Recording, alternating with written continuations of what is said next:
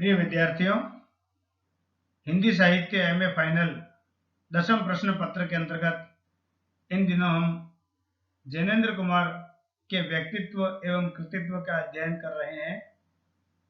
और पिछले वीडियो में हमने जाना था उनका जन्म परिवेश, उनकी शिक्षा दीक्षा तथा उनकी प्रकाशित कृतियों के बारे में। आज हम उसी टॉपिक को और आगे बढ़ाकर समालोचन करेंगे जैनेन्द्र कुमार का, और ये जानने का प्रयास करेंगे कि वर्तमान समय में भी उनका साहित्य कितना प्रासंगिक है और उनके द्वारा सृजित पात्र आज भी कितने जीवंत है और नवीन समाज के निर्माण में अपना योगदान किस प्रकार से दे रहे हैं।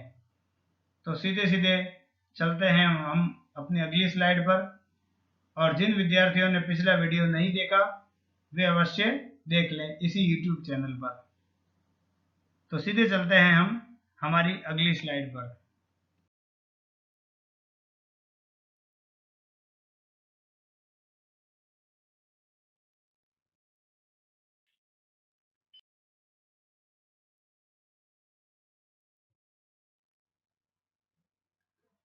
जैनेन्द्र अपने पद के अनूठे अन्वेषक थे। अन्वेषक का मतलब होता है खोज करने वाले। उन्होंने प्रेमचंद के सामाजिक यथार्थ के मार्ग को नहीं अपनाया जो अपने समय का राजमार्ग था, लेकिन वे प्रेमचंद के विलोम नहीं थे, जैसा कि बहुत से समीक्षक सिद्ध करते रहे हैं।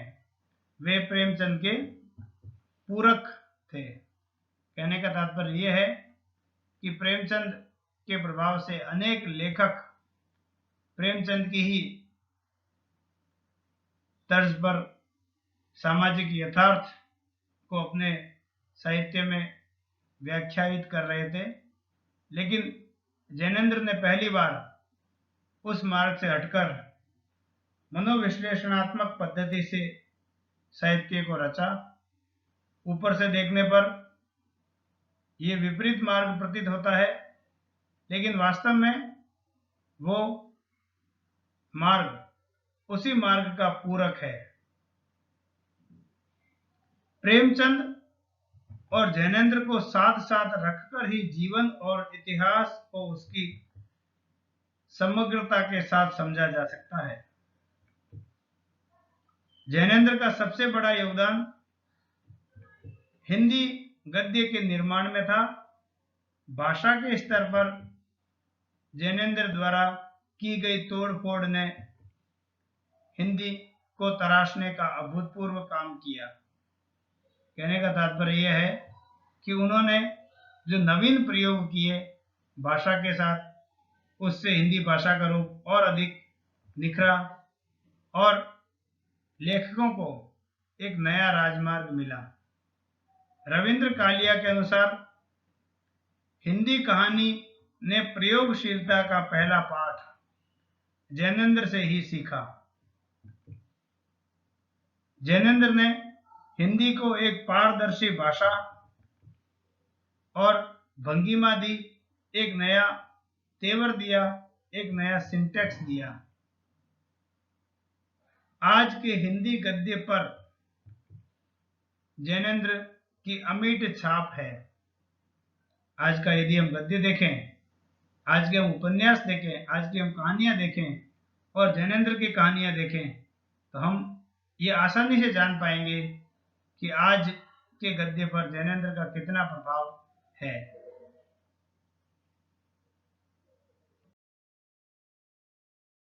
विद्यार्थियों, जैनेन्द्र के प्राय सभी उपन्यासों में दार्शनिक और आध्यात्मिक तत्वों के समावेश से दुरूहता आई है, परंतु ये सारे तत्व जहां जहां भी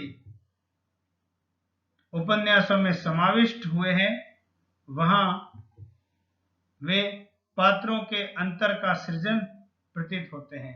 कहने का तात्पर्य यह है कि उन्होंने आध्यात्मिक तत्वों का वर्णन किया, दार्शनिक सिद्धांतों का विवेचन किया तो ऐसा प्रतीत होता है मानो ये उनके पात्रों का ही अंतःकरण हो। यही कारण है कि जैनेन्द्र के पात्र बाह्य वातावरण और परिस्थितियों से, हमारा जो बाहरी वातावरण है, बाहर की जो परिस्थितियां हैं, उनसे अप्रभावित रहते हुए अपनी अंतर्मुखी गतियों से संचालित है। यानी ऐसी गतियां जो उनकी अंतर्मुखी गतियां हैं और उनसे वो संचालित है। उनकी प्रतिक्रियाएं और व्यवहार भी प्रायः इन्हीं गतियों के अनुरूप होते हैं। यानी उनकी अंतर्मुखी जो गतियां हैं उसी के अनुसार उनके व्यवहार भी प्रतीत होते हैं। इसी का एक परिणाम यह भी हुआ है कि जैनेन्द्र के उपन्यासों में चरित्रों की भरमार नहीं दिखाई देती। बहुत सारे चरित्र हमें दिखाई नहीं देते। पात्रों की अल्प संख्या के कारण भी जैनेन्द्र के उपन्यासों में वैयक्तिक तत्वों की प्रधानता रही है। प्रायः हम देखते हैं कि उपन्यासों में बहुत सारे पात्र होते हैं, लेकिन जैनेन्द्र के उपन्यासों में पात्र इतने अधिक संख्या में नहीं दिखाई देते। ये भी एक नया प्रयोग है और आगे चलकर जो कथाकार हैं उन्होंने इस मार्ग का अनुसरण अवश्य किया है।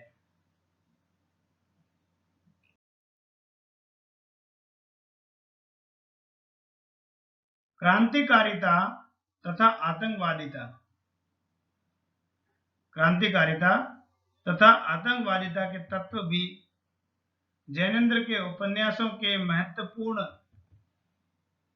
आधार हैं। उनके सभी उपन्यासों में, चाहे वो प्रारंभिक उपन्यास हो, चाहे वो अंतिम समय में लिखे हुए उपन्यास हो, प्रमुख पुरुष पात्र सशक्त क्रांति में आस्था रखते हैं। जो पुरुष पात्र हैं वो क्रांति में आस्था रखते हैं, वो कुछ नया करने की इच्छा अपने मन में रखते हैं। बाह्य स्वभाव, रुचि और व्यवहार में एक प्रकार की कोमलता और भीरुता की भावना लिए होकर भी ये अपने अंतर में महान विध्वंसक होते हैं। सब कुछ नष्ट भ्रष्ट करने वाले प्रतीत होते हैं। उनका यही विध्वंसकारी जो रूप है या उनका जो व्यक्तित्व है वो नारी की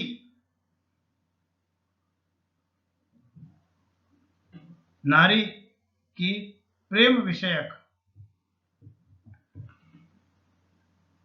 अस्वीकृतियों की प्रतिक्रिया के फलस्वरूप निर्मित होता है। ये ध्यान देने योग्य बात है। उनका ये व्यक्तित्व किस प्रकार से निर्मित हुआ? उनकी प्रेम विषयक अस्वीकृति।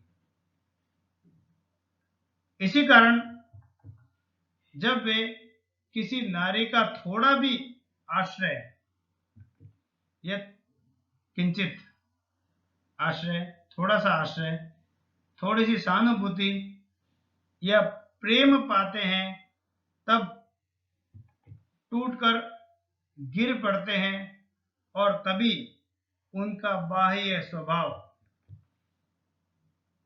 कोमल बन जाता है। तो हम ये देख सकते हैं कि क्रांतिकारी जो कि विध्वंसक होते हैं वो भी नारी का प्रेम पाकर, उनका संस्पर्श पाकर कोमल हो जाते हैं। तो आज हम इतना ही रखेंगे। अगले वीडियो में उनका समालोचन हम और आगे बढ़ाएंगे और उनके व्यक्तित्व के कुछ और पहलुओं पर विचार करेंगे। से अपना अध्ययन करते रहें। आप सबको मेरी हार्दिक शुभकामनाएं और बहुत बहुत धन्यवाद।